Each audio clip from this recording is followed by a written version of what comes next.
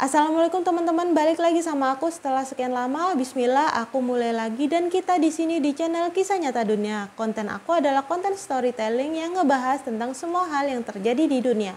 Namanya juga Kisah Nyata Dunia. Oke, kisah kesekian kalinya adalah kisah Nabi Hud alaihissalam. Nabi Hud adalah nabi keempat yang mana beliau keturunan dari suku Ad. Beliau tinggal di Al-Ahqaf, lebih tepatnya di bagian utara Hadramaut. Daerah tersebut memiliki tanah yang subur sehingga mereka memiliki kekayaan yang bersumber dari hasil pertanian. Namun sayangnya kaum Ad sangat sombong dan bertindak sewenang-wenang. Pada saat itu kaum Ad banyak yang menyembah berhala. Oleh karena itu Allah mengutus seorang Nabi Hud untuk menyampaikan risalah dan mengajak kaum Ad untuk bertaubat, beriman dan kembali ke jalan yang benar. Gimana sejarah selengkapnya? Oke, mari kita bahas sekarang. Nabi Hud terlahir di Al-Ahqaf dan disinilah awal mula Nabi Hud diutus oleh Allah untuk berdakwah dan menyampaikan pesan agar kaumnya yaitu kaum Ad agar mau beriman, menyembah Allah dan meninggalkan tradisi mereka yang bertentangan dengan ajaran Allah. Kaum Ad merupakan salah satu kaum yang hidup di zaman Nabi Hud. Kaum Ad juga merupakan manusia yang hidup setelah pengikut Nabi Nuh selamat. Dalam kisah Nabi Nuh, orang-orang yang beriman selamat dari banjir yang sangat dahsyat. Mereka atau kaum Ad dianugerahi berbagai macam kesenangan yang berupa hasil panen yang berlimpah, banyak binatang ternak dan harta kekayaan yang melimpah. Tak heran pada zaman itu banyak bermunculan bangunan seperti rumah dan industri yang nampak bagus dan indah. Bangunan tersebut belum dijumpai pada manusia pada zaman sebelum mereka. Hal senada tercantum di dalam Al-Quran surat Al-Fajr ayat 6-8 yang artinya adalah, "Tidakkah engkau Muhammad memperhatikan bagaimana Tuhanmu berbuat terhadap kaum Ad, yaitu kaum Iram, penduduk Iram, yang mempunyai bangunan-bangunan yang tinggi yang belum pernah dibangun suatu kota seperti itu di negeri-negeri lain." By the way, Iram itu nama ibu kotanya kaum Ad ya. Selain kelebihan-kelebihan itu, mereka juga dianugerahi bentuk tubuh yang besar dan kuat. Tercantum dalam Al-Quran surat Al-A'raf ayat 69 yang artinya adalah, nah yang dimaksud dari khalifah setelah kaum Nuh di ayat tadi adalah kaum Nabi Hud, ya kaum Ad itulah. Dan herankah kamu bahwa ada peringatan yang datang dari Tuhanmu melalui seorang laki-laki dari kalanganmu sendiri untuk memberi peringatan kepadamu?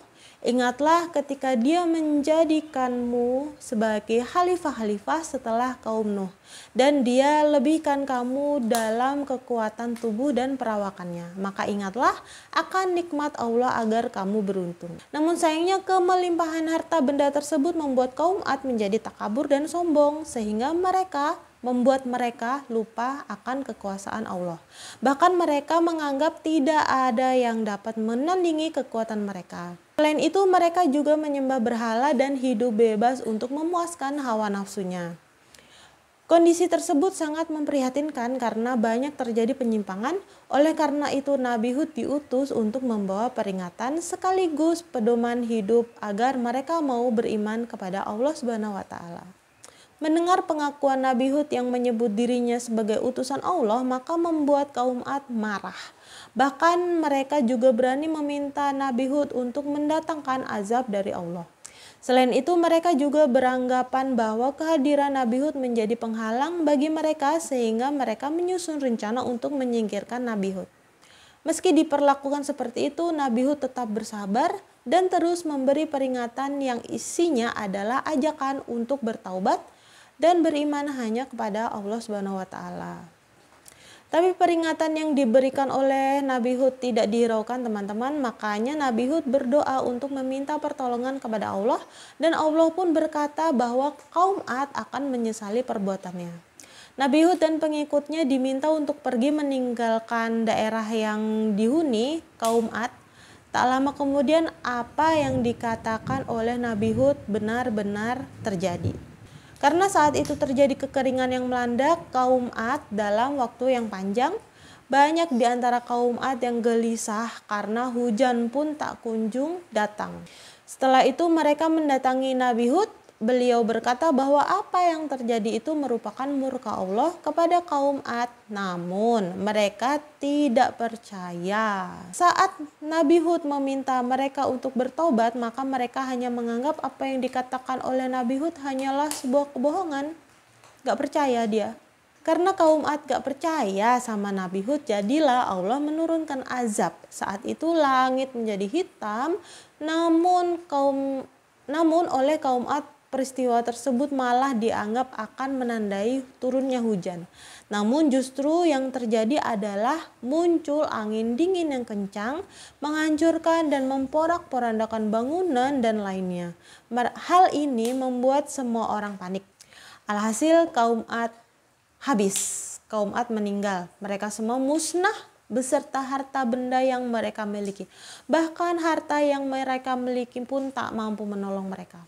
Allah menyelamatkan Nabi Hud dan pengikutnya. Mereka tinggal di Hadramaut. Di sanalah Nabi Hud berdakwah untuk mengajak umat manusia pada zamannya untuk beriman dan menyembah Allah. Berdasarkan cerita Nabi Hud, kita dapat ambil berbagai macam pelajaran, yaitu antara lain adalah kita harus beriman dan taat kepada Allah dan tidak boleh menyekutukannya. Selain itu, kita tidak boleh seperti kaum Ad yang tidak percaya adanya Allah. Atas kesombongannya, maka kaum Ad mendapatkan hukuman dan siksaan dari Allah Subhanahu wa taala. Selain itu, di dalam kisah tersebut banyak mengandung pesan moral seperti berikut ini. Nabi Hud merupakan nabi yang memiliki sifat yang lembut dan sabar dalam menghadapi kaum Ad yang sangat sombong. Kita senantiasa harus selalu bersyukur, karena dengan bersyukur justru Allah akan memperbanyak nikmat yang akan kita terima. Maka bersyukur, alhamdulillah gitu. Kita harus menjauhi sifat sombong. Hal ini dikarenakan orang yang bersifat sombong dan takabur maka akan mendapatkan azab yang pedih dari Allah Subhanahu wa taala. Kekayaan, kekuatan, dan harta benda mampu membuat manusia lupa kepada Allah. Bahkan mereka menjadi makhluk Allah yang memiliki sifat sombong dan semena-mena terhadap orang lain. Dengan demikian mereka akan mendapat azab dan siksaan dari Allah. Dalam kisah Nabi Hud ini kita dapat memetik pelajaran bahwa kita harus selalu beriman dan bersyukur kepada Allah atas nikmat yang diberikan kepada kita. Kita dianjurkan untuk tidak bersifat sombong. Hal ini dikarenakan orang yang sombong dan tidak percaya atas kekuasaan Allah maka akan mendapatkan azab yang pedih, seperti contohnya adalah kaum Ad. Gimana menurut kalian teman-teman? Apakah pelajaran yang sudah kalian dapat? Coba komen di bawah. Oke teman-teman, selesai sudah pembahasan kita hari ini. Alhamdulillah. Berbaik hatilah kalian sama aku. Boleh aku minta dukungan subscribe, like, dan komen. Komen apa aja lah biar aku semangat. Dah, makasih, dadah.